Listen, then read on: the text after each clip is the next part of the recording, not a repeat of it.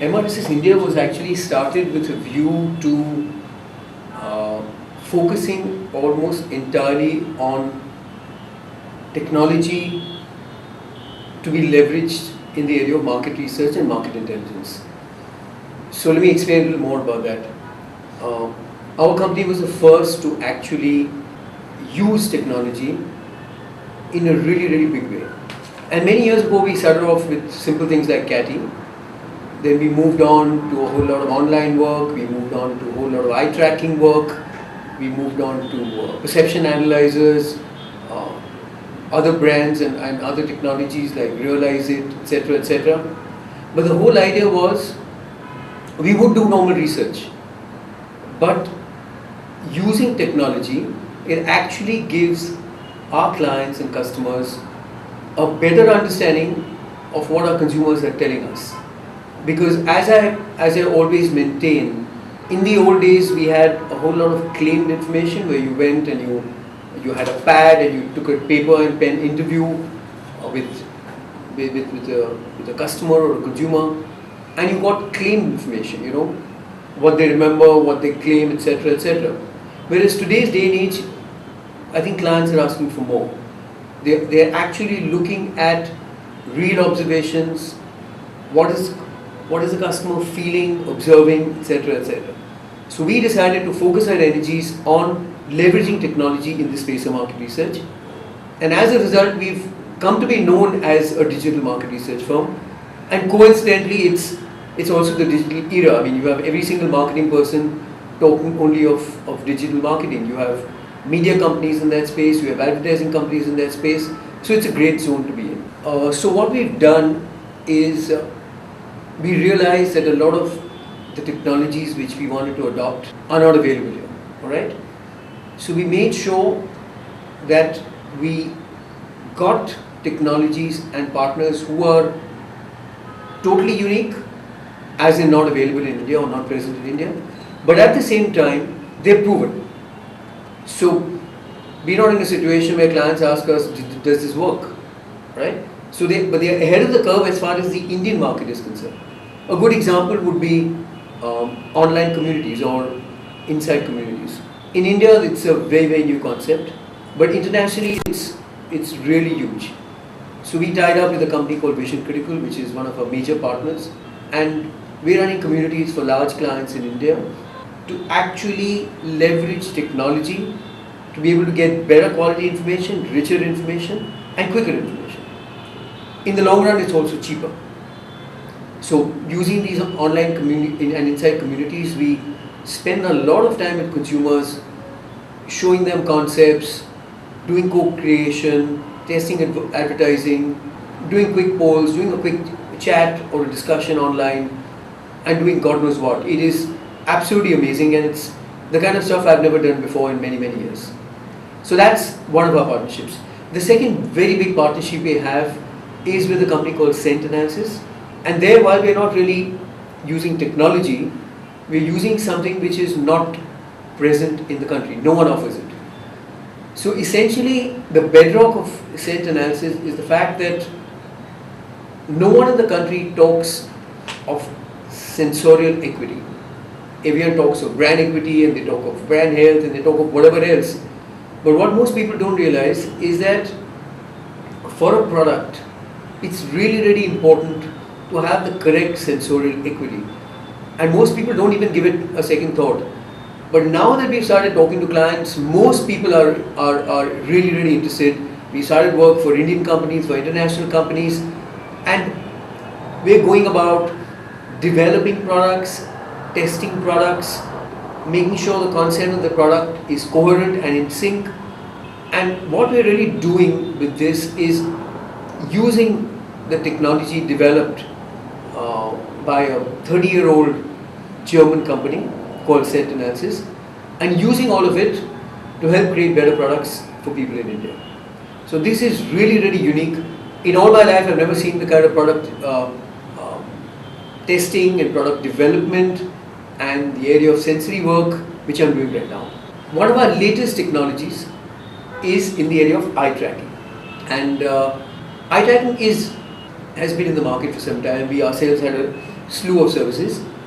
But the one we have right now is dynamic. So I don't have to go to a big machine and start having consumers look into that machine. I just have these glasses, just put them on, a quick calibration of the eyes, and as a consumer, if I'm walking through the aisle of a retail mall, I know exactly what I'm looking at as a housewife. I know exactly what is making a difference to my purchase decision making. Okay, and this is really, really cool because it's got so many applications. For instance, in a TV show, you might have a product of a famous multinational company being placed. We don't know whether it's actually being seen. But wearing these glasses, when someone is watching that TV show, you can actually check from the gaze plot and the heat map whether they've actually seen the product and how often. So this is another huge product, and like I said, I think retail is the most obvious application, but I see applications in usability testing, I see applications in media, I see applications in product placement, I see applications in a gallery, in the branch of a bank. I mean, virtually any place can use this technology. And the really cool part about it is it's mobile, it's dynamic, and you get your outputs the next day. So it's really, really quick as well. Okay, the Indian retail landscape is really, really interesting. I know there's a lot which depends on real estate and infrastructure and the whole issue of pricing. But I think the really, really important part is that both conventional trade and modern trade will continue to coexist for some time, in my view. Because I'm not going to give up as a consumer, especially for my food products, which account for 50-60% of my purchases in any case. I'm not going to give up on buying them on a regular basis from my local store, my Banya or my general store or whatever. So what's going to happen is you're going to see a mix of both, but the challenges are totally different. Alright? And obviously a lot of attention is being paid to modern format, and it's really, really important because the amount of money one lands up spending in a mall, even though it's not as often as in a Kirana store, is significant. The other thing we've learned is 70% of decisions as to which product and which brand to buy are actually made in store, which is quite different from conventional trade, because there you made up your mind, you've got the force of habit which says no, just give me that soap or this shampoo or this tea bag or whatever. But when you've got products on display, the entire mechanics, the entire forces which actually play a role change totally.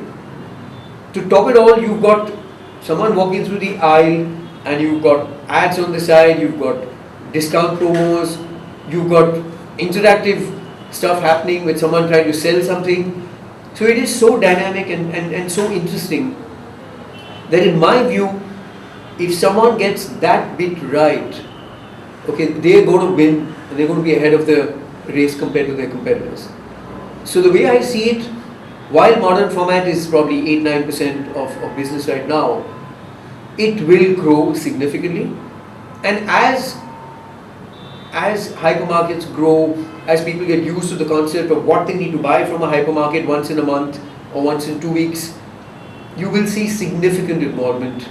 And it's already there. I mean, it's there in cities like Gurgaon, which is full of malls. It's there in other cities like Mumbai as well, where it's obviously not just shopping, but it's an experience for the day. You've got nothing to do, take your kids there. It's a family outing, everyone's going to be happy. So I think what needs to be observed is clients need to be really sure whether they are winning in both those locales, those situations, those scenarios. So in conventional trade, what are they doing? Are all their below the line activities actually happening as planned? Are they doing the right things, making the right decisions? Similarly in modern trade, are their products being seen? Are people actually doing the right thing in terms of aisle management, category management, etc., etc. So there's a lot of stuff to be discussed and a lot of stuff to be actually done there, because it's not about just sending your product and placing, placing all your SKUs in the best way. There's much more to be done. So we are in the process of developing a whole lot of stuff, including eye tracking, of course, which will help our clients do a better job of promoting their products in both conventional and modern trade. Internationally, what is happening is research is quite different. And it's actually been quite different for a number of years, for the simple reason that the entire online business and the online penetration, whether it's PCs and Macs or whether it's telecom or telephones, started much earlier. So for instance, even as early as 10 years ago, a lot of research in, let's say, the Pacific was happening totally online, alright? Especially if you go to a bank. Now, what has happened is, clients have just got used to a different level of interaction, a different speed of data delivery, and they've also got used to the fact that there are newer and newer methods and techniques available, whether it's in the area of understanding how consumers and customers make decisions, or whether it's in the area of seeing how they visually look at something or process something. So you've got things like eye tracking and all the neuro stuff and the NLP stuff, which is getting very popular. But I think the bedrock is that most research is conducted online. And with the advent of smartphones in India, and they're growing really rapidly, what is happening is the entire online game is changing. For instance, a lot of the work we do even in India, which is, let's say, based on an access panel online, or which is based on an insights community online, people access on the phone because they don't have to be in front of a computer. You can be in a Wi-Fi area, or you may have 3G, etc. And in fact, talking about online, not only is the consumer changing or the customer, but even marketers are realizing that they've got to cater to conventional trade, they've got to cater to modern trade, and they've got to make sure that their product is available online. Because you've got to get all your bases covered. You have no idea where your next customer is going to come from, and you don't want to lose him or her just because there is no online presence. Okay? Especially if you're looking at something in the area of apparel. People are more than happy to buy it online as long as it's decently priced and the sizes fit, etc. So overnight, they made a huge dent in the apparel market, which was a very conventional market. So what I'm trying to say is, online is something which not only matters to consumers and customers and market researchers, but for marketers it is huge. And I think people are realizing that, and we have people who have separate divisions within companies focusing on online. We've got special departments focusing on social media and stuff like that. And I think it's either reaping dividends or paying dividends immediately, or it will reap dividends in a few years when you've got everything set up.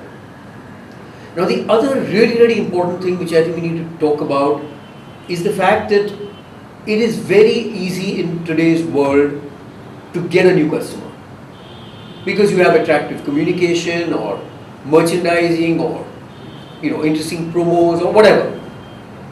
But trying to keep that customer is really the difficult part. So I'm really talking about loyalty.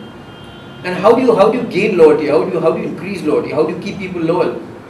By only monitoring them and being engaged with them.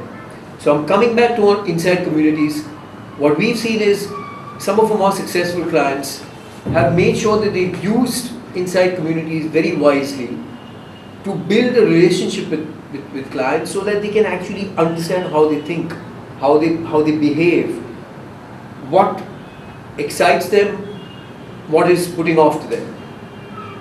So we may just have a small sample of a couple of thousand people for a client, But the fact that we understand the consumer, we're in close contact with them, we're making every decision after checking with them, makes a huge difference to the quality of marketing inputs which go into the market. And this never happened earlier because one, research was expensive, number two, it took time for data delivery.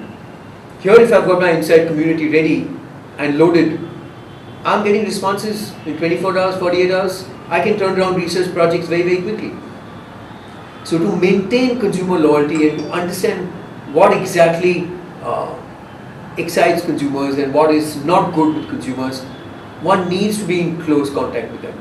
So it's not enough to do an annual customer satisfaction track. Those are old methods. You've got to be on a daily basis engaging with them.